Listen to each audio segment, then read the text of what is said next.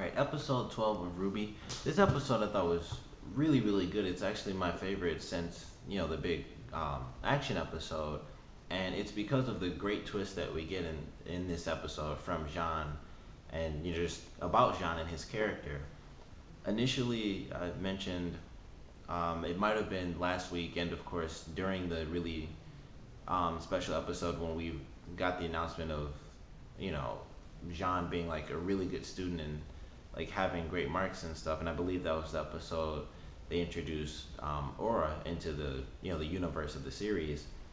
In that episode, I mentioned him having really high marks and stuff, and having great aura will it kind of hints towards him being a really powerful character in the future. He has great training marks, and it's a difference between training and the actual experience. And I thought initially that's what his character is. He does still have the aura. He has a high level of aura that wasn't faked.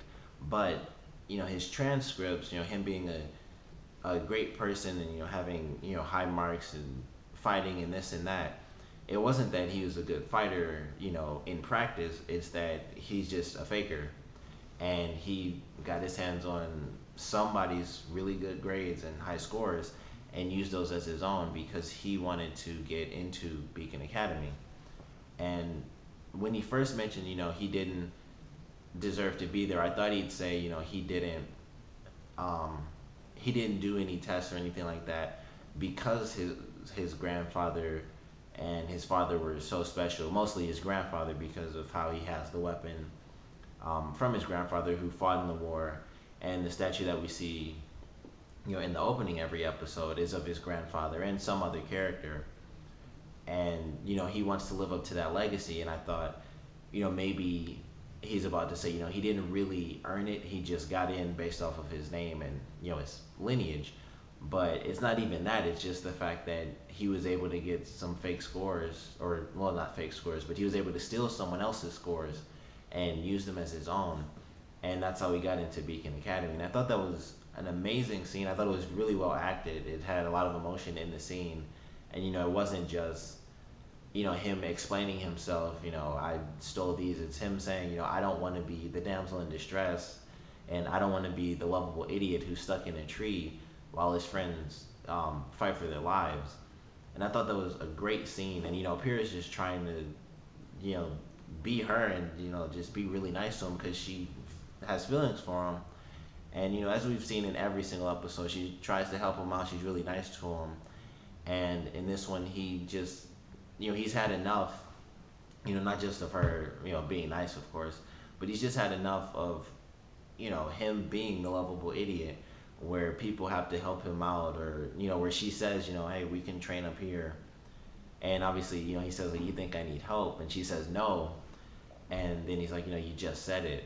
Because obviously he does need it, and he's not a great fighter in any way right now. And it's because he's just not a great fighter, but he wants to be. And so he snuck into the school. And now that the secret's out, and of course Card, the bully, knows, it's going to be really different how he acts throughout at least the next couple of episodes, until whatever happens to resolve the issue. But for the next couple of episodes, he's going to be acting differently, because he can't, like, he might tell Pyrrha that Card knows, and then he'll tell her, don't tell anyone else, or don't do anything to Cardin, because then he'll let everyone know, I faked it, I lied about my scores and stuff. But, him being blackmailed is definitely going to affect him, and it could affect him in a good way at some point, where he just gets fed up and doesn't care, and then he has to fight Cardin, and he beats him somehow. But this episode is really unexpected. Obviously the reveal itself is very unexpected and very well done. And of course there the natural funny moments before that. The crazy teacher who runs so fast his hair slicks itself back, which probably saves on gel. That was really funny. Obviously the scene when Pyrrha does try to help Jaune, um, by the advantage of the Faunus, which is cool. We got a little bit more backstory. We got a little bit of history about the war with the Faunus, so we know Faunus have night vision, like near perfect sight in the dead of night.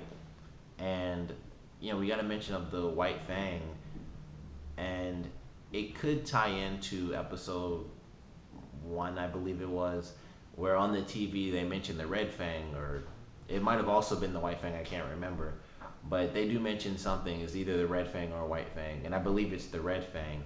And they used to be like a peaceful organization, and now they're not.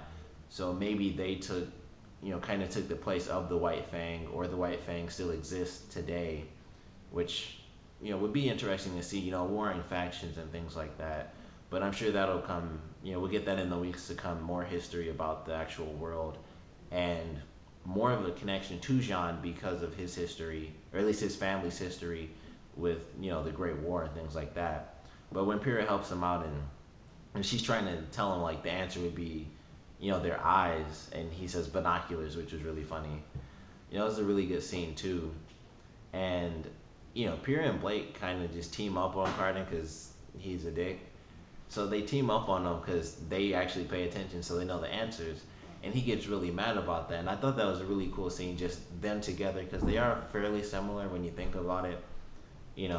Like when they speak, Pyrrha is generally very extroverted and outgoing, and Blake's normally more introverted. But when they're kind of in the middle and not really talking, they're just like sitting there. You kind of see how similar they are, and it's really just how they how they think. And they team up on Carden because of the whole bully thing, which once again leads to last week's episode when Pyrrha mentions how she hates people who are bullies, and then right after that Blake says he's not the only one. So they both have that kind of connection where they just hate people who treat people bad for no apparent reason. So it's cool to see them together because we don't really get much interaction between Team RWBY and Team Juniper outside of RWBY and Jaune for the most part. And so I just appreciated that little scene where they're sitting with each other and they kind of team up on this other guy because, like I said, he's a dick. And well, they obviously see that, and they don't like him. So it was cool to see them kind of relate to each other, even though they aren't exactly talking to each other. They're teaming up on a guy, but you see that they do relate on at least this one common thing where people should just be nice people instead of being jerks like he was. And we got to see there's actually another Faunus in the class. I don't know if it was a guy or a girl. I think it was a guy, but I can't remember because it was kind of like off screen and you really only see hair and like a hand go up. So we might get more Fauni, I guess, in this series, but obviously for the most part, it's gonna be the main British Fauna girl or Faunus girl, at least for some, a couple of episodes until we actually get to know, who she is and what her whole role in the story is. But it was cool to see her. Obviously, not really a big role. She just raised her hand and that was it. But they aren't gonna just. And they didn't just introduce her last week and then kind of leave her out. They're gonna have her drop in here and there until she eventually has some, pretty big role in one of the episodes, which would be nice to see.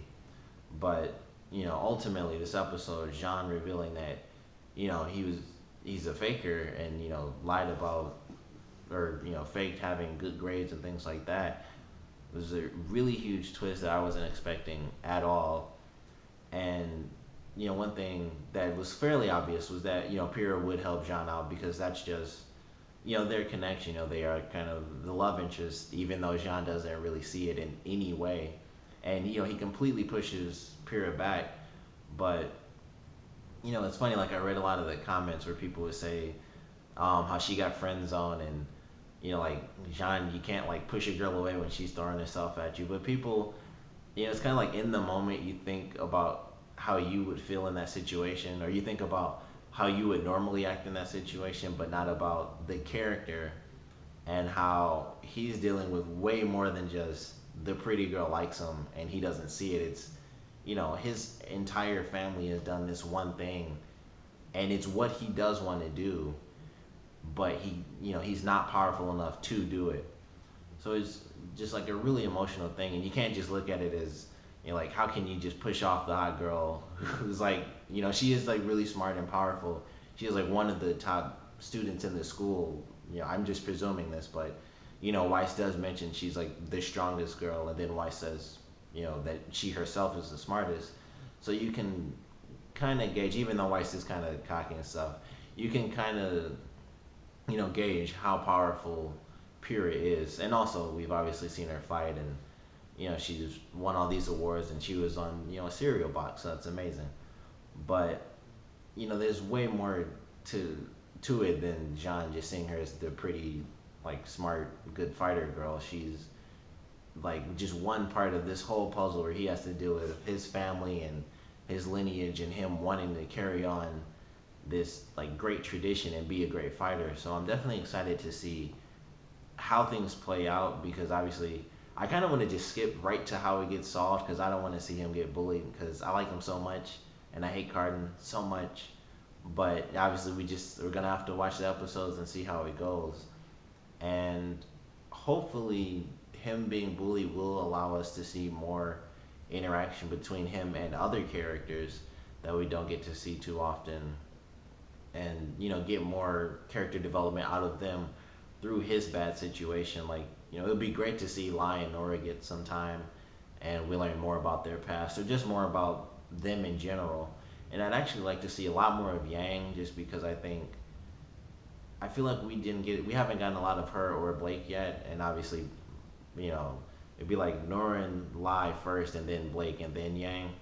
But like all four of them, I'd love to see some character development, and it would be nice just to see one of them help Jaune solve it, rather than Pyrrha being the one who solves it, or RWBY, because that just seems like it would be kind of typical. It would be either RWBY, who's the main character and like his first friend at the school, or the love interest for him. But either way, no matter who does solve it, I'm sure it'll be very well done. But once again, this episode I thought was fantastic for the great surprise, and I'm super excited to see how crazy things get with Jaune being blackmailed with something so huge that it could kind of ruin his life. So comment below, let me know what you thought of the huge reveal, because I consider it to be very huge for this series. And where do you think things are going to go for Jaune now? Thanks for watching.